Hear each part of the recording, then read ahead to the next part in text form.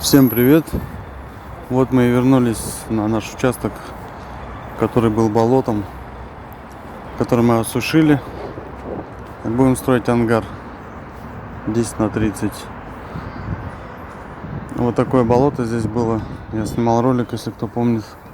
Ну, сейчас все сухо. Вот, подготовили нам плиты. Участок отсыпали. Плиты дорожные уложили. Сваи винтовые вкрутили. Сваи, диаметр трубы 120 миллиметров. Толщина металла 4. Итак, наша задача сейчас обрезать сваи. Проверяем плиты по нивелиру. Вот, и плиты уложены хорошо. На такую большую площадь получился перепад чуть больше сантиметра. И мы обрезаем наши сваи, чтобы головки были как можно ближе к плите. Также по нивелиру отмечаем, обрезаем.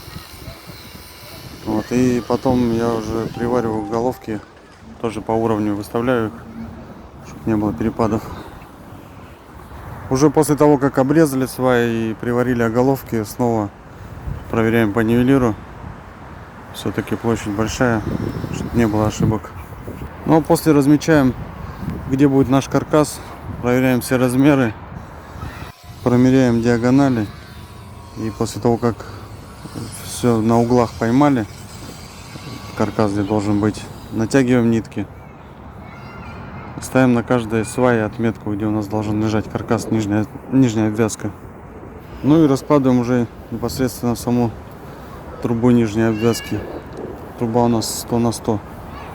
Оставляем проем подворота. Стыкуем трубу на сваи. Стойка будет тоже приходить на сваю прямо. И устанавливаем стойки. Труба тоже соответственно 100 на 100.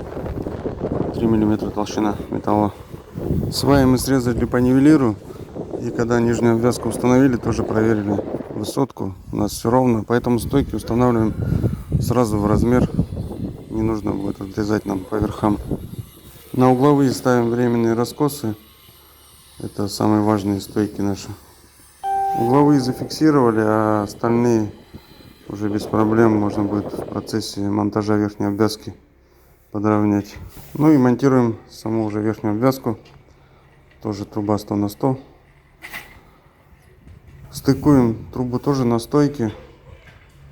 У нас фермы будут все приходить четко по стойкам, поэтому труба стыкуется на стойке. Верхнюю обвязку установили.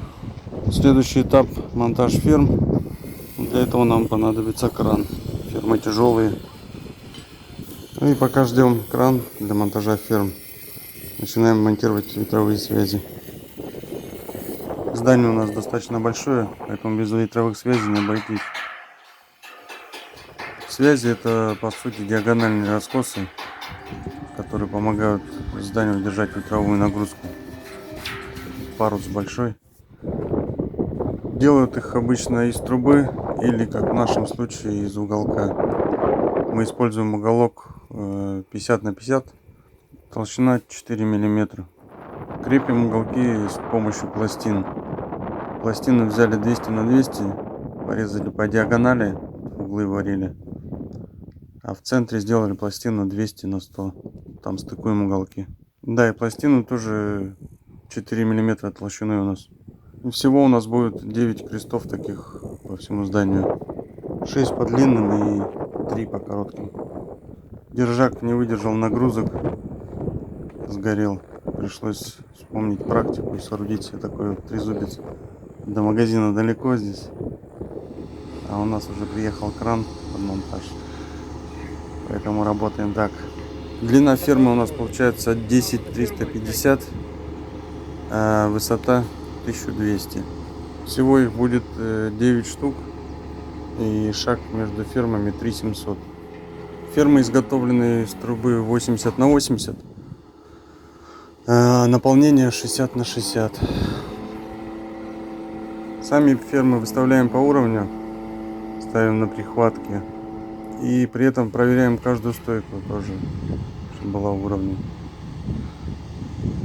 На угловых стойках тоже наварили временные раскосы в эту сторону. Вот, а остальные подравниваем и фермам варим. Все будет ровно. Не дотянулся кран нам две последние фермы. Пришлось немного переехать. Ничего страшного. Крановщик попался очень хороший. Смонтировал он быстро эти фермы все.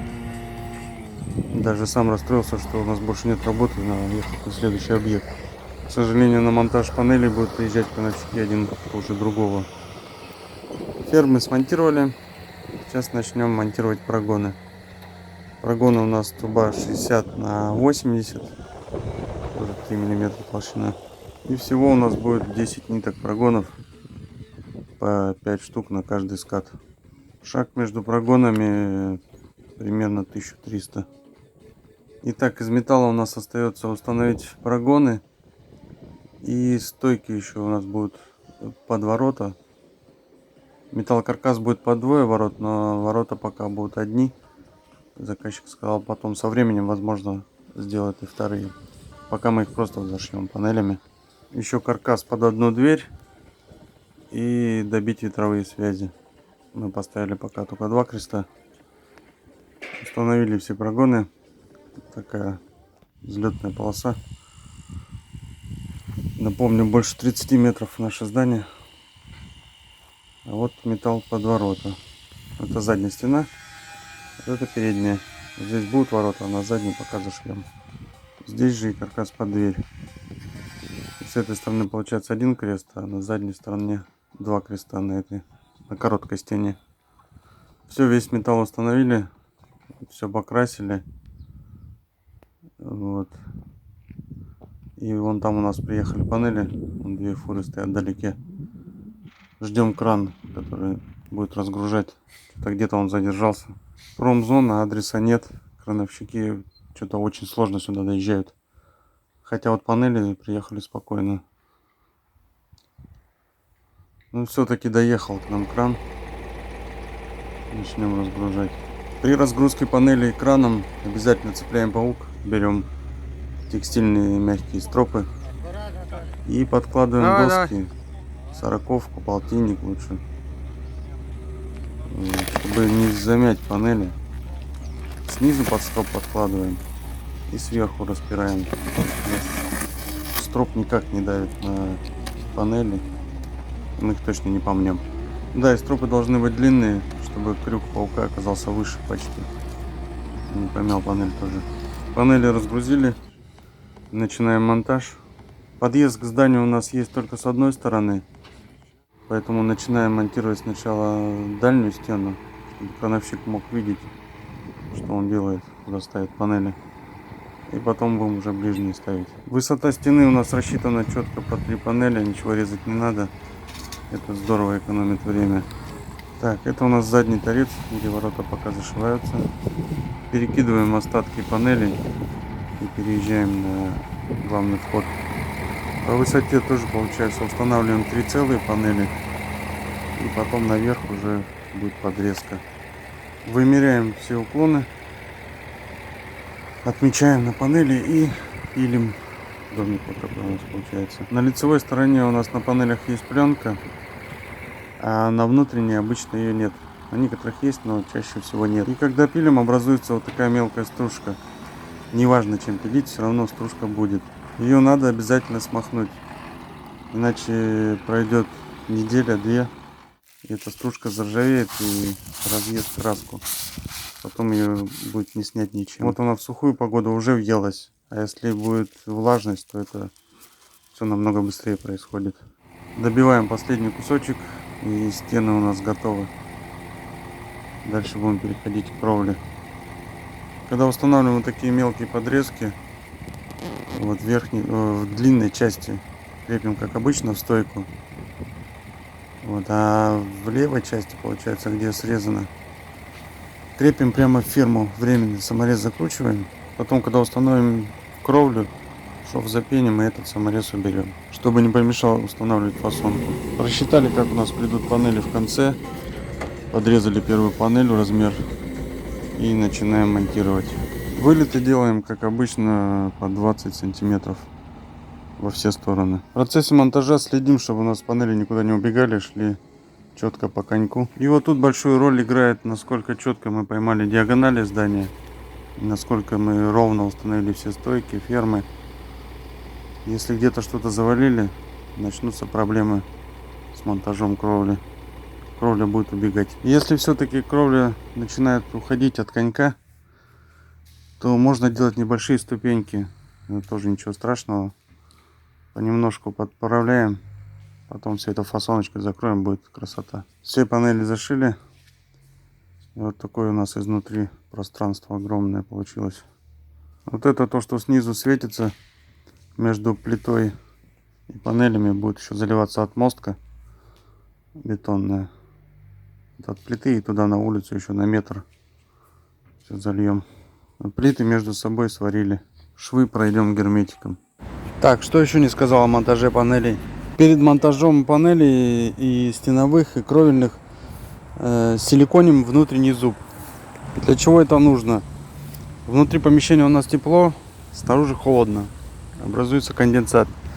Если влага попадет в шов между панелями и потом попадет между металлом и ватой, при первом же морозе панель раздуется, металл просто разорвет. А мы тем временем монтируем фасонку. Тут у нас ничего нового, все как обычно. Ставим нижнюю юбку, потом вертикалы, кровлю обравняем. Отмостка еще у нас не залита, поэтому потом нижнюю юбку опять придется снять, залить и заново поставить. Сейчас мы ее устанавливаем, чтобы подогнать все углы, вертикалы. Потом ее снять и обратно поставить, это уже будет намного быстрее. Ну вот, в общем-то, всю фасонку мы смонтировали. Сейчас начнем вырезать проемы под окна. Тут у нас будет 6 окон стандартные, 1,25 на 60. Под них мы не делаем никакие металлоконструкции, просто вырезаем в панелях проем, обходим планкой и устанавливаем окна. Режем проемы обычной болгаркой, обычным отрезным диском. Пока ничего лучше в плане скорости и качества мы еще не нашли. Видел я диски эти алмазные, которые по металлу.